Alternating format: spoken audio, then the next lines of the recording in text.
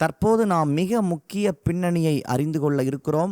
ஒரிசாவில் Graham stains தனது பிள்ளைகளோடு இரத்த சாட்சியாக மரித்த சம்பவம் இந்தியாவை மட்டுமல்ல உலகத்தையே உலுக்கிய ஒரு சம்பவம். மனசாட்சியுள்ள ஒவ்வொருவரையும் ஒரு கணம் சிந்திக்க வைக்கும் அந்த சம்பவத்தின் பின்னணியை கிரஹாம் ஸ்டெயின்ஸ் அவர்கள் சமூக பணி ஆற்றிய பகுதியின் மாவட்ட ஆட்சியராக இருந்த திரு பாலகிருஷ்ணன் IAS அவர்கள் ஆவுடையப்பன் என்பவருக்கு பேட்டியளித்த போது மனம் திறந்து பேசியுள்ளார். திரு ஆவுடையப்பன் அவர்கள் தமிழ்நாட்டின் பிரபல ஊடகவியலாளர். அவர் எடுத்த பேட்டியின் போது திரு பாலகிருஷ்ணன் IAS அவர்கள் பேசிய காட்சிகளை தற்போது நாம் காணலாம். இந்த கிரகம் உண்மையிலே இந்த கிரகமோட சம்பவம் வந்து இந்தியாவே உழுக்குன ஒரு சம்பவம், என்னை உலுக்கி போட்ட அது அதுவும் நீங்க டிஸ்ட்ரிக்ட்ல கலெக்டரா இருந்து உங்களை பார்க்க வந்தப்போ நடந்துச்சு. ஆக்சுவலி என்ன நடந்துச்சு அது வந்து சம்பவம் நியூஸா கேள்விப்பட்டோம். நீங்க அந்த டிஸ்ட்ரிக்ட்ல கலெக்டரா இருந்தீங்க, உங்களை பார்க்க வரும்போது நடந்துச்சு. அவர் அதை ஒட்டி நம்ம தமிழ்நாட்டில இருந்தெல்லாம் வந்து பத்திரிகையாளர்லாம் வந்தாங்க.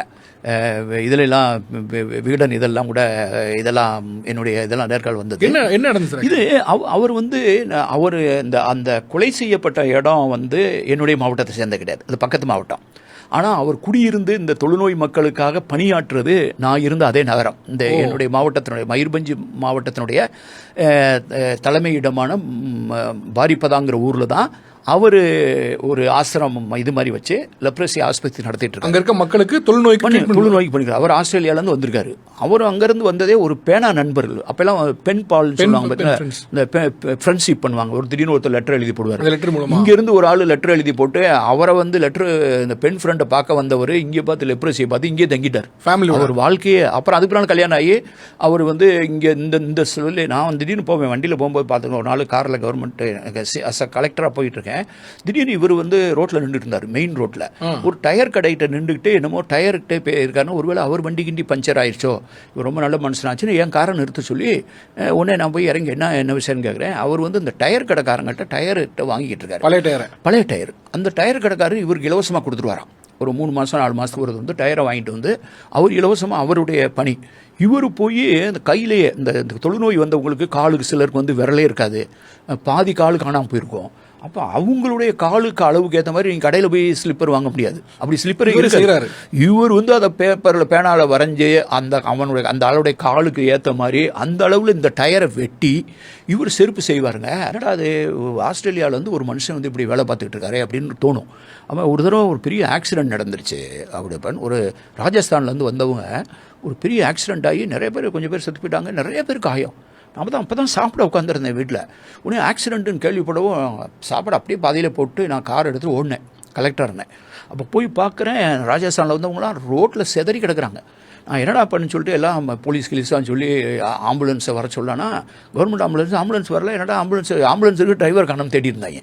உடனே எனக்கு இவர் நம்பருக்கும் உடனே தகவல் சொல்லுங்கடா, அவர் வர சொல்லுங்கிறேன்.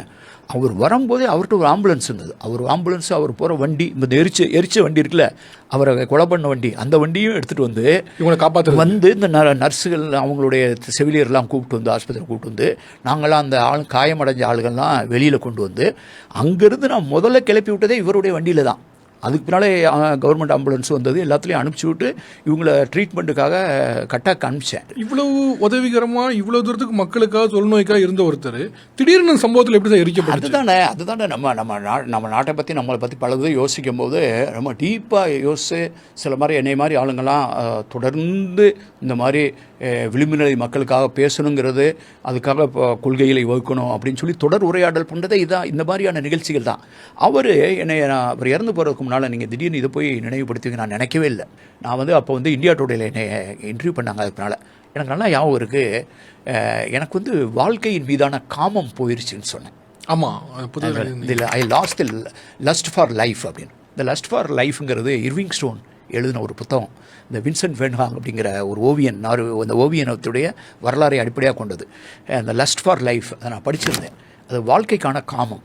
எனக்கு வந்து இயல்பான வாழ்க்கையிலேயே எனக்கு பிடிப்பில்லாமல் நாட்டம் இல்லாமல் திருப்பி இயல்பான வாழ்க்கைக்கு வர்றதுக்கே எனக்கு பல மாதம் ஆச்சு.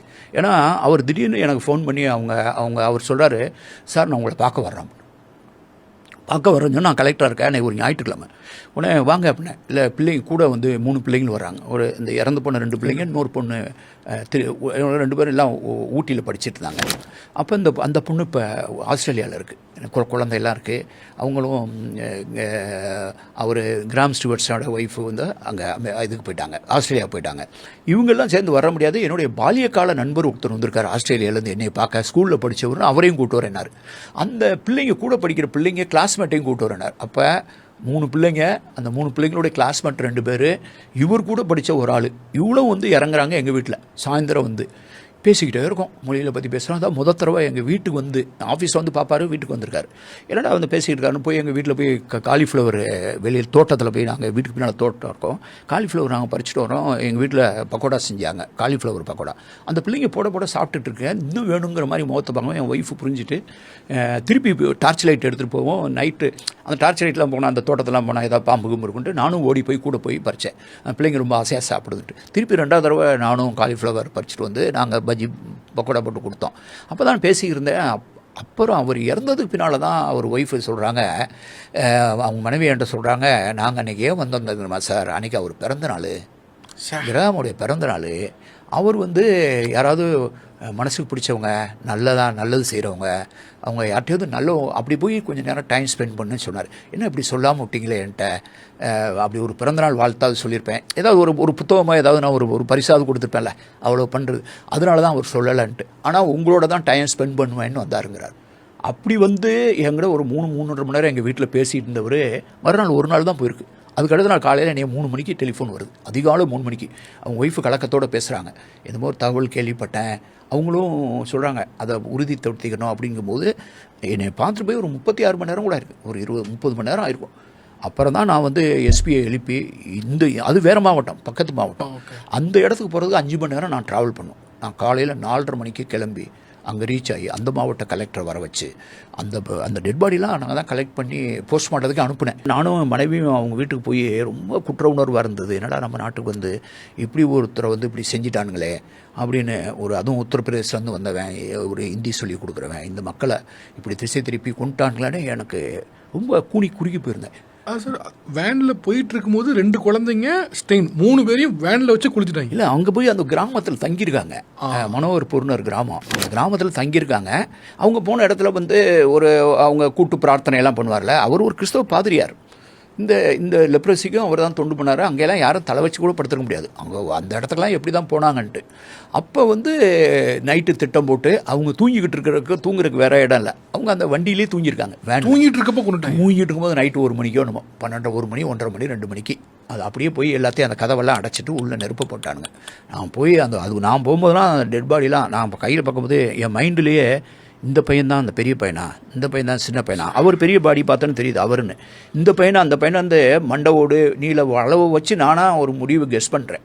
அப்புறம் அதெல்லாம் எடுத்து அதுக்கு ஒரு சின்ன காஃபின் ஒரு தற்காலிகமாக சவப்பெட்டிலாம் தயாரித்து ரொம்ப நாள் நானும் என் மனைவியும் போய் அவங்க வீட்டில் போய் கண்ணெல்லாம் கலங்கி, நான் ஒரு மாவட்ட கலெக்டராக இருக்கேன், ஆனால் மனுஷன் தானே, ஆனால் எனக்கு பெரிய இந்த நாட்டில் நம்ம நாட்டில் இப்படி நடந்துருச்சு அப்படின்னு சொல்லிட்டு எனக்கு அழுகையாக வருது.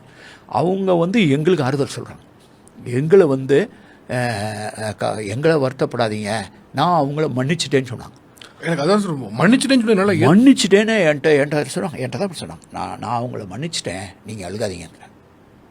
அப்போ எனக்கெல்லாம் அந்த நிகழ்ச்சி என் மனசில் ஒரு ஆறாத வடுவை ஏற்படுத்துச்சு. அதை நான் இன்னைக்கு சுமந்துட்டு தான் இருக்கேன். அந்த ஒவ்வொரு ஜனவரி மாதம் அந்த நாள் வரும்போது நான் முகநூலில் பதிவு போடுவேன்.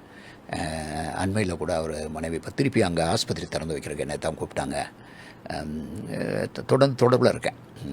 பட் எனக்கு உண்மையில எனக்கு அந்த செய்தி இதை பேசுவீங்கன்னு நினைக்கவே இல்லை. எனக்கு இன்னைக்கு இந்த இன்டர்வியூக்காக பார்க்கும்போது சார், தமிழ் நெடுஞ்சாலை புத்தகத்தை இன்னொரு வாசிக்கும் போது எனக்கு இந்த சம்பவம் திருப்பி பட்டுச்சு. உண்மையிலே எனக்கு இன்னைக்கு வாசிக்கும் போது எனக்கும் இன்னைக்கு நெஞ்சு ஒரு மாதிரி. இன்னைக்கு கூட என்னை பார்க்க வந்தார், இந்த லைப்ரரியில் ஒருத்தர் பார்க்க வந்தவர். அவர் எழுதின புத்தகத்தை, ஆங்கில புத்தகத்தை காட்டுறாரு. அதில் வந்து ரெயின் ஃபாரஸ்ட் ப்ளூரலிசம் நீங்கள் சொல்லியிருக்கீங்க சார். இந்த நாட்டுடைய பன்மியத்தை வந்து மலைக்காட்டு பன்மியம் அப்படின்னு சொல்லியிருக்கீங்க. அந்த மலைக்காட்டு பன்மியம்ங்கிற அந்த உருவகம் எனக்கு ரொம்ப பிடிச்சதுனால உங்கள் படத்தை போட்டு இந்த மலைக்காட்டெல்லாம் போட்டு இப்போ இந்த புத்தகத்தை கொண்டு வந்து இப்போ தான் கொடுத்துருப்பாரு. இப்போ நீங்கள் வந்து வெயிட் பண்ணிட்டு இருக்கும்போது தான் உங்கள் கண்ணதெல்லாம் கொடுத்துட்டு போகிறாரு, அதை என்கிட்ட திறந்து காமிக்கிறாரு. இப்போ இந்த மலைக்காட்டு பன்மியம்ங்கிறதே என் மனசுக்குள்ளே எப்படி வந்தது? நீங்கள் வரைக்கும் திருப்பி நீங்கள் சொன்னதுலேயே, நீங்கள் உங்களுடைய உருவகத்திலேயே, நீங்கள் பேசுகிற பண்பாட்டு அரசியலே மிக முக்கியமானது, இந்த நாட்டை வந்து நீங்கள் வந்து ஒரு உருக்குப்பானை இல்லை, அது ஒரு மெல்டிங் பாட் இல்லை, அது அமெரிக்காவில் சொல்கிற மாதிரி ஒரு சாலட் பவுல் சாலட் கிண்ணம் இல்லை. இது ஒரு மலைக்காட்டு பன்மியம். நீங்கள் தொடர்ந்து பேசிகிட்டே வரீங்க. இந்த மலைக்காட்டு பன்மியம்லாம் என் மனசுக்குள்ளே ஊர்னதே இந்த நிகழ்ச்சிகள் தான்.